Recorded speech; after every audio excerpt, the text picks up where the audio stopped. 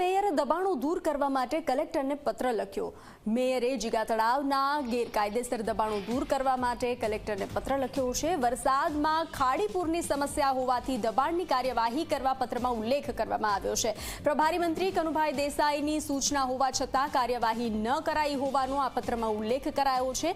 ગયા વર્ષે વરસાદી ખાડીપૂરના કારણે વરસાદના કારણે 1.5 લાખથી વધુ લોકો અસરગ્રસ્ત થયા હતા। લોકોને હાલાકી ભોગવવાનો વારો આવ્યો હતો। તો તે દરેક વસ્તુ આ પત્રમાં ઉલ્લેખ કરવામાં આવ્યો છે। તો સુરતના મેયરે દબાણો દૂર કરવા માટે કલેક્ટરને પત્ર લખ્યો છે। મેયરે જીગા તળાવના ગેરકાયદેસર દબાણો દૂર કરવા માટે આ પત્ર લખ્યો છે।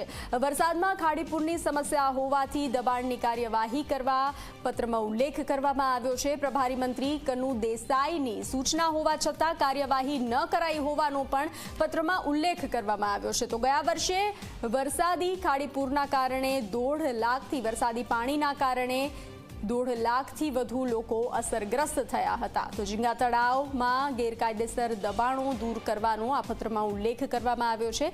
લોકોને હાલાકી ના પડે, લોકો જે રીતે દર વર્ષે અસરગ્રસ્ત થઈ રહ્યા છે, હાલાકીનો સામનો કરી રહ્યા છે, તે અંગે સુરતના મેયરે કલેક્ટરને ગેરકાયદેસર દબાણો દૂર કરવા માટે પત્ર લખ્યો છે। વધુ વિગતો આપી રહ્યા છે સંવાદદાતા ચેતન। જે રીતે ગેરકાયદેસર દબાણો દૂર કરવા માટે કલેક્ટરને મેયરે પત્ર લખ્યો છે, પત્રમાં અનેક વાતનો ઉલ્લેખ કરવામાં આવ્યો છે, શું વધુ વિગતો?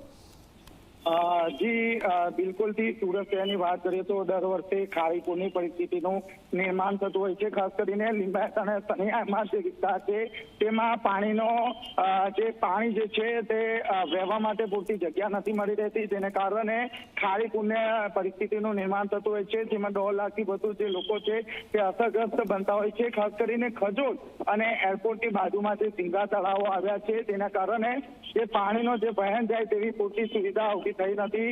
6 મહિના પહેલા Kanubhai Desai, mayor, collector, commissioner સહિતના તમામ જે અગ્રણીઓ છે તેમની વચ્ચે એક મહત્વની બેઠકનું આયોજન હાથ ધરવામાં આવ્યું હતું, જેમાં મેયર અને કનુભાઈએ જે કલેક્ટર છે તે કલેક્ટરને તાકીદ કરવામાં આવ્યું હતું કે જે ઝીંગાના જે તળાવો છે તે તોડવામાં આવે, કારણ કે આ તમામ જે ઝીંગાના તળાવો છે તે ગેરકાયદેસર રીતે બનાવવામાં આવ્યા છે અને લાખો રૂપિયાની લાગણી કરતા હોય છે। ત્યારે 6 મહિના બાદ પણ કોઈ પણ પ્રકારની કામગીરી કલેક્ટર દ્વારા કરવામાં આવી ન હતી, જેના કારણે મેયરે ફરીથી લેખિતમાં કલેક્ટરને જે ઝીંગાના તળાવો છે તે દૂર કરવા માટે વિનંતી કરવામાં આવી છે। જી ચેતન, જાણકારી સાથે જોડાવા બદલ આભાર।